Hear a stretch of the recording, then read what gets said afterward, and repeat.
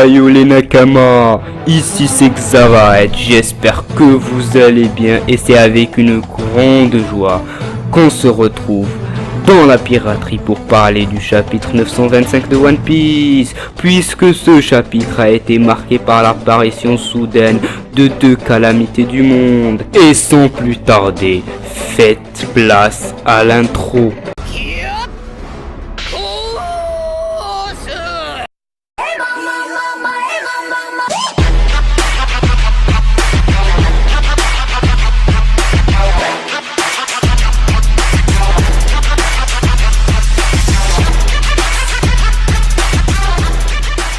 Avant de commencer la vidéo, je tiens à préciser que je me suis inspiré d'une vidéo anglaise.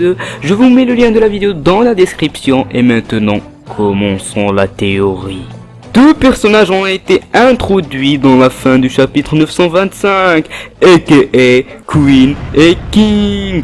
En effet, lors de l'apparition de Jack, des informations ont fuité que Kaido avait un équipage constitué de jeux de cartes, ainsi Jack signifiant cavalier, Queen, reine et King le roi. Ce qui veut dire que Queen et King sont plus puissants que Jack la calamité.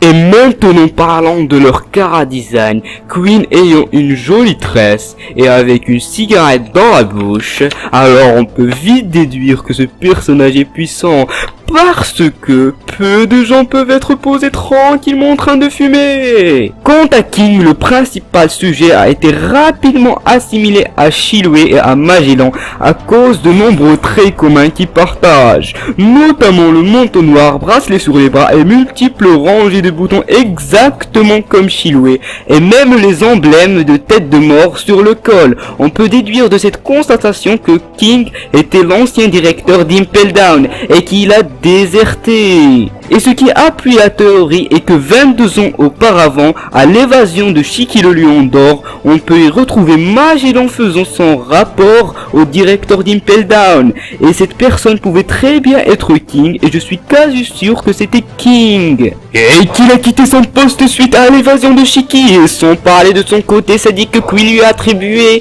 qui colle très bien avec le dirigeant d'Impel Down. Sans oublier que Ichiro Oda, et qui est le maître de la puissance, peut nous la mettre à l'envers. À présent, parlons de leur fruit du démon, Queen, qui est qualifié de Queen la pandémie, signifiant ainsi la maladie, alors potentiellement son Zoan est lié au poison. Je pense notamment aux serpents et aux scorpions, mais rien n'est sûr. Quant à King, je suis quasi sûr de son Zoan, lié à du feu et possédant des ailes. On peut rapidement déduire que son Zoan est le diable, Satan, oui, car les ailes qu'il a peuvent très bien être liées au diable et que les flammes qu'il y a derrière lui peuvent très bien être les flammes de l'enfer. C'est pourquoi il porte le surnom de King l'incendie.